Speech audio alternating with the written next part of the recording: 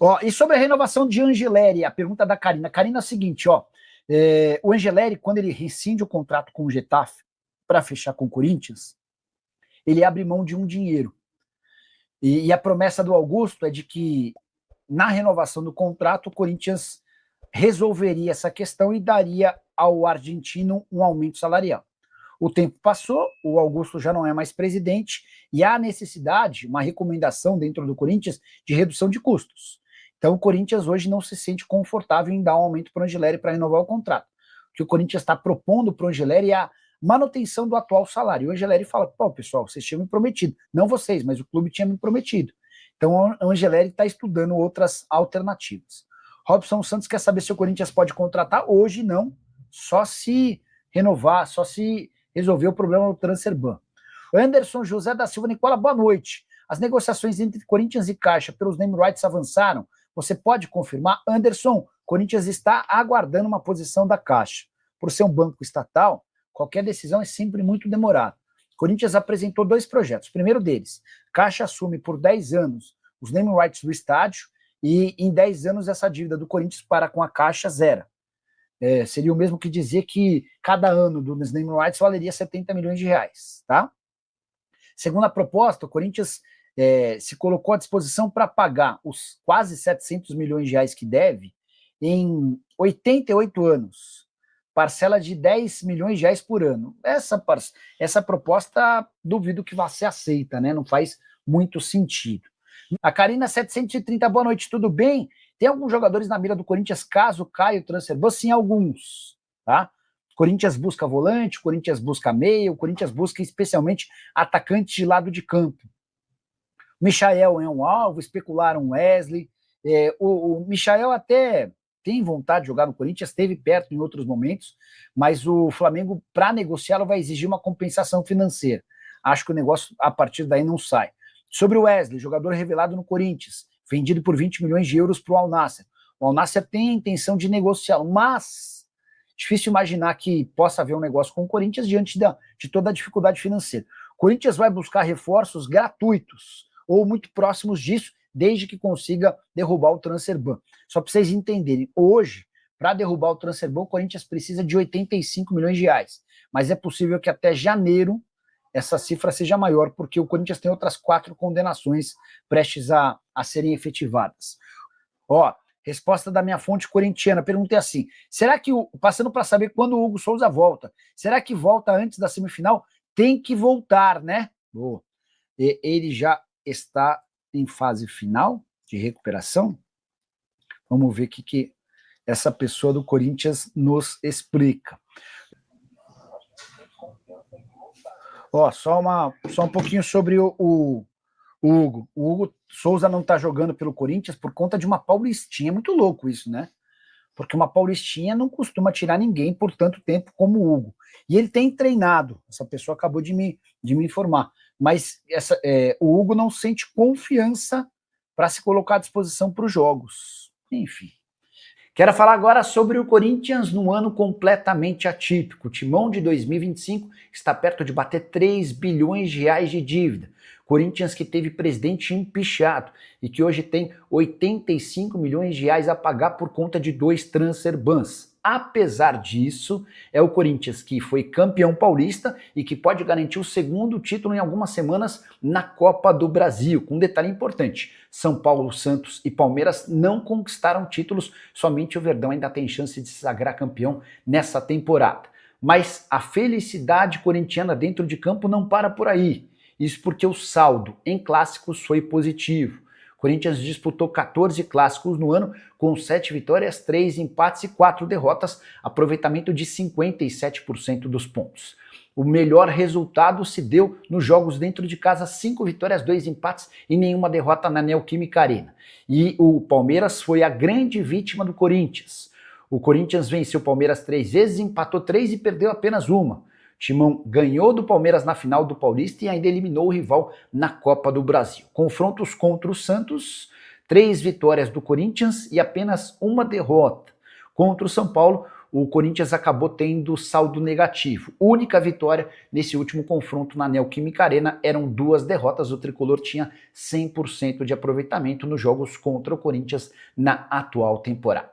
Só para fechar o noticiário alvinegro, registrar que a vaquinha da torcida para pagamento do financiamento do estádio se encerra na próxima quarta-feira, bem distante dos 700 milhões de reais sonhados, mas com uma receita relativamente boa, foram arrecadados 41 milhões de 82 mil reais até aqui. Bora falar agora sobre Tite. A grande bomba do sábado foi divulgada pelo próprio treinador. O Tite revelou por meio das redes sociais que estará de volta ao futebol em 2026. Tite, você lembra, chegou a se acertar para trabalhar com o Corinthians, mas na madrugada em que embarcaria de Porto Alegre para São Paulo para se apresentar ao Timão, ele acabou passando mal.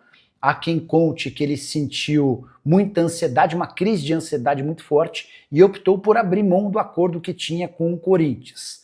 Declaração nas redes sociais do Tite, abre aspas, cuidei de mim, fiquei com a minha família e estou pronto para retornar às atividades como técnico. Muito obrigado a todos que torceram pela minha recuperação, respeitaram meu tempo e me mandaram mensagens, orações e bons pensamentos. O Tite deve voltar a trabalhar em 2026 no futebol brasileiro. Embora ele tenha o sonho de atuar no exterior, imagino que se ele não conseguiu depois de treinar a seleção brasileira em 2 Copas do Mundo, não será agora, depois de um período parado por conta de um problema de saúde, que ele vai conseguir realizar esse sonho. Diante desse cenário, a maior possibilidade para o Tite hoje me parece ser o Corinthians, especialmente se o Dorival Júnior não for campeão da Copa do Brasil. Se o Corinthians conquistar o título do torneio, o Dorival deve continuar. Qualquer outro resultado e a pressão pela contratação do Tite, especialmente interna, vai ser enorme. Outra possibilidade para o Tite, o Botafogo. David Ancelotti está com os dias contados. E durante o ano, o Botafogo foi um dos clubes que fizeram contato com o Tite. O Tite conversou com o Corinthians, com o Atlético Mineiro, com o Fluminense e com o Botafogo. O Flu contratou recentemente o Zubeldia, que faz bom trabalho, especialmente nos jogos dentro de casa. O Atlético tem o Sampaoli disputando o final de Sul-Americana, inimaginável que o argentino saia. O Corinthians tem essa questão com o Dorival Júnior e o Botafogo vive uma realidade paralela com o David Ancelotti. É real a chance de o Ancelotti cair ao fim do Campeonato Brasileiro. Só para registrar que se na semana passada, na eleição para o presidente do Grêmio, o Paulo Calef tivesse vencido a eleição, é natural que o Tite já tivesse uma proposta para treinar o Grêmio em 2026. Como a vitória foi de Odorico Roman, a tendência é que Mano Menezes permaneça no tricolor gaúcho. E você gostaria do Tite no seu time do coração? Já usa o espaço para comentário, para opinar. Só não esquece de deixar like, de se inscrever no canal. Bora falar agora sobre o Corinthians. Qual a chance de o Timão faturar 184 milhões de reais com o Guinegão? A pedida do Corinthians para vender seu atacante de 18 anos de idade é de 30 milhões de euros. E a alegação é de que o Zenit, um clube do Catar, outro da Arábia Saudita, tem um da Premier League, além do Zenit, são os interessados na contratação do jogador.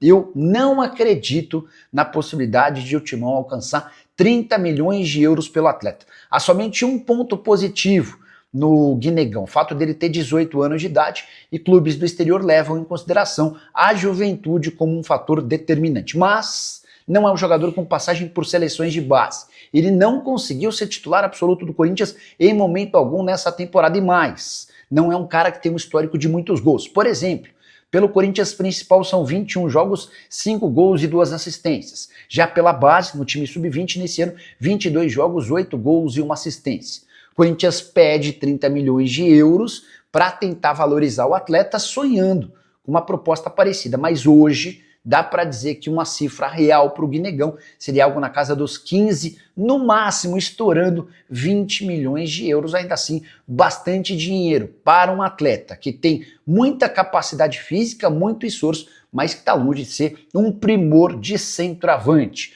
Só para completar em relação ao Timão, vitória fundamental por 3-1 contra o São Paulo na noite dessa quinta-feira, na Neoquímica Arena. O resultado permitiu que o Corinthians se igualasse em pontos ao São Paulo, ambos com 45 na briga por vaga em pré-Libertadores, especialmente se o G7 virar G8.